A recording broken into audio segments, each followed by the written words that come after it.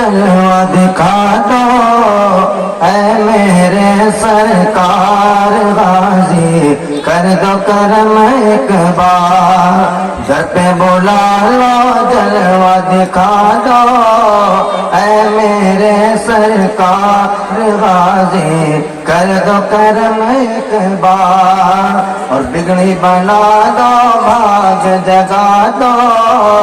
دکھین کے غم خوار غازی کر دو کرم ایک بار اور سن لو میرے دل کی تمنا بارائچ کے راجا سن لو میرے دل کی تمنا بارائچ کے راجا پیاسے ہے دیدار کو آنکھیں خواب میں کدن آجا دیکھ کے تم کو سویا مقدر ہو جائے بیدار غازی کر دو کرم ایک بار دیکھ کے تم کو سویا مقدر ہو جائے بیدار غازی کر دو کرم ایک بار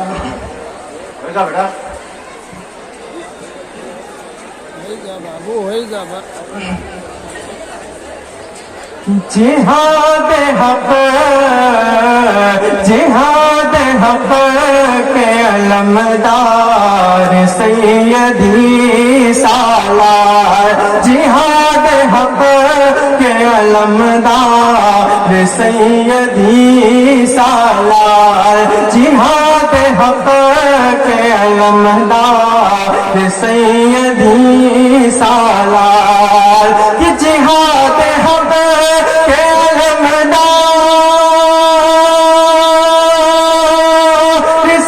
سیدی سالار ید حسین کی تلوار سیدی سالار ید حسین کی تلوار سیدی سالار ان کیوں ہو میں زینبار شہر بہرائچ نہ ہو نہ کیوں ہو میں زینبار شہر بہرائچ نہ کیوں ہو میں زینبار شہر بہرائچ کس میں ہے تیرا دربار سیدی سالار ید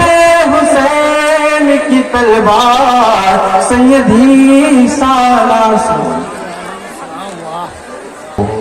آئینہ قالو بلا کی ہر نظر تفسیر ہو آئینہ قالو بلا کی ہر نظر تفسیر ہو اس طرح سے پیروی سنت شبیر ہو اس طرح سے پیروی سنت شبیر ہو سر ہتھیلی پر ہو لب پہ نعرہ تکبیر ہو سر ہتھیلی پر ہو لب پہ نعرہ تکبیر ہو اے مسلمان تیرا نصب العین بیداری رہے اے مسلمان تیرا نصب العین بیداری رہے اے مسلمان تیرا نصب العین بیداری رہے ولولہ انگیز دل میں ذوق دینداری رہے ولولہ انگیز دل میں ذوق دینداری رہے ولولہ انگیز دل میں ذوق دینداری رہے تیرے کلمہ حق ہر گھڑی لب پہ تیرے جاری رہے تیرے ہر ایک عزم میں روح فداکاری رہے تیری ہستی جلوہ اسلام کی تنویر ہو سر ہتھیلی پر ہو لب پہ نعرہ تکبیر ہو شمع ایمان کے لیے پروانہ بسمل ہے تو شمع ایمان کے لیے پروانہ بسمل ہے تو شمع ایمان کے لیے پروانہ بسمل ہے تو یہ سبھی کچھ حق بجانب ہے مگر غافل ہے تو یہ سبھی کچھ حق بجانب ہے مگر غافل ہے تو ہاں سنبھل جا ماضی سے اب نہ یوں دلگیر ہو. ہاں سمجھ جا ماضی سے اب نہ یوں دلگیر ہو. سر ہتھیلی پر ہو لب پہ نعرہ تکبیر ہو. سر ہتھیلی پر ہو لب پہ نعرہ تکبیر ہو. عزیزان ملت اسلامیہ اس میں کوئی شک نہیں اللہ تبارک و تعالی دانا راز حکیم مطلق مدبر کائنات ہے. اس کا کوئی بھی کام حکمت و مصلحت سے خالی نہیں. مثال کے طور پر آسمان کا نیلگوں شامیانہ ہو یا زمین کا مخملی فرش ہو, سورج کی تمازت ہو یا چاند کی جگمگاہٹ, ستاروں کی بارات ہو یا قطروں کی برسات, فرشتوں کا وجود ہو یا جنوں کی پیدائش, انسانوں کی تخلیق ہو یا دیگر حیوانات و جمادات کا ظہور, کوئی بھی شے ہو مصلحت سے خالی نہیں ہے. آئیے اس غازیہ کے عرص پاک میں اس موضوع پر غور و فکر کرتے ہیں کہ آخر انسانوں کا یہ جمع غفیر دنیا کے اندر کیوں بھیجا گیا, اس کی پیدائش کا مقصد کیا ہے. حضرات اس حقیقت سے کسی کو انکار کی گنجائش نہ ہوگی کہ اشیاء کا موجد اپنی ایجاد کی حقیقت کی سب سے بہتر اور عمدہ وضاحت کر سکتا ہے. بلا تشبیہ اللہ رب العزت تمام انسانوں ہی کا نہیں بلکہ تمام کائنات کا خالق و مالک ہے. لہذا اس سوال کا سب سے بہتر اور عمدہ جواب وہی ہوگا جو اللہ رب العزت کے کلام سے واضح ہو. قرآن مقدس کے مطالعہ سے معلوم ہوتا ہے کہ اللہ تبارک و تعالی نے اس حقیقت کی وضاحت بڑے ہی صاف ستھرے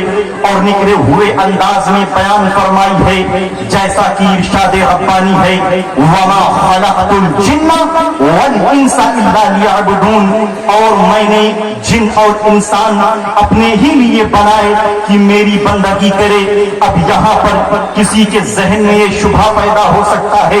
کہ اللہ تبارک و تعالیٰ کی عبادت و بندگی صرف انسان اور جنات ہی کرتے ہیں یا اور دوسری مخلوق بھی خدا کی عبادت و بندگی اور اس کی تسبیح و تحلیل بیان کرتی ہے, یا صرف اور صرف انسان ہی جنات اس کی عبادت و بندگی کرتے ہیں. اس شبہ کا قرآن مقدس میں متعدد جگہوں پر ازالہ کیا گیا ہے کہ اللہ تبارک و تعالیٰ کی عبادت و بندگی صرف اور صرف انسان اور جنات ہی نہیں کرتے بلکہ تمام کائنات کی, بلکہ کائنات کی ایک ایک چیز اللہ تبارک و تعالیٰ کی تسبیح و تحلیل بیان کر رہی ہے, تسبیح و تحلیل بیان کر رہی ہے. جیسا کہ اللہ تبارک و تعالیٰ نے قرآن مقدس میں فرمایا یسبح للہ ما فی السماوات وما فی الارض ملک القدوس العزیز الحکیم. Glory be to Allah,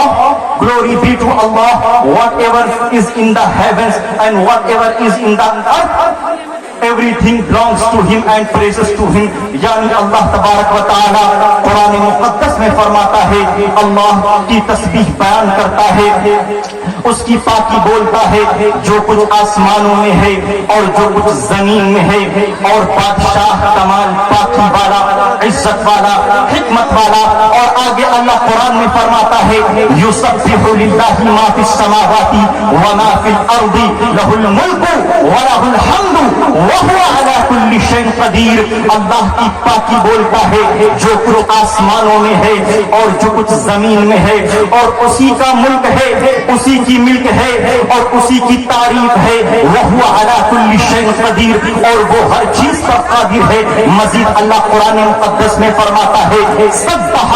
للہ ما فی السماوات وما فی الارض وہو العزیز الحکیم. اللہ کی پاکی بولتا ہے جو کچھ آسمانوں میں ہے, جو کچھ زمین میں ہے, اور وہی عزت و حکمت والا ہے. قرآن مقدس کی واضح اور روشن آیتیں بتا رہی ہیں کہ کائنات کی ہر ایک چیز اللہ تبارک و تعالیٰ کی پاکی بول رہی ہے, اللہ تبارک و تعالیٰ کی تسبیح و تحلیل بیان کر رہی ہے. خواہ وہ انسان ہو یا جنات ہو, فرشتے ہو یا ملائکہ ہو, یا وہ حیوانات ہو یا وہ جمادات ہو, یا وہ شمس ہو یا قمر ہو, یا خشک ہو یا تر ہو, چرند ہو یا پرند ہو, حجر ہو یا درخت ہو, جاندار ہو یا بے جان ہو, کوئی بھی چیز ہو, کائنات کی ایک ایک چیز چیز اللہ رب العزت کی باقی بزرگی بیان کر رہی ہے. دنوں رات کا کوئی ایسا لمحہ نہیں ہے جس میں اللہ رب العزت کی تسبیح بیان نہیں ہو رہی ہے. اس دنیا کے اندر 100 کروڑ سے زائد مسلمان اس دنیا کے مختلف ملکوں میں آباد ہیں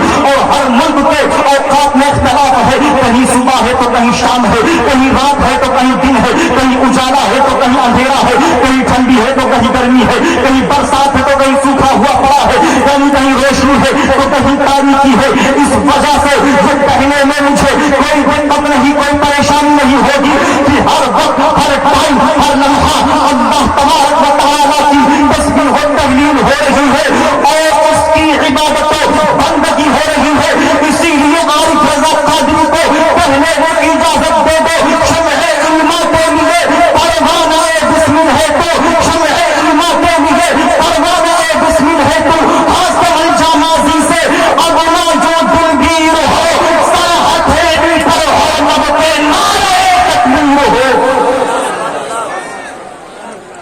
اے مسلمان, کیوں نہ عالم میں تیری توقیر ہو,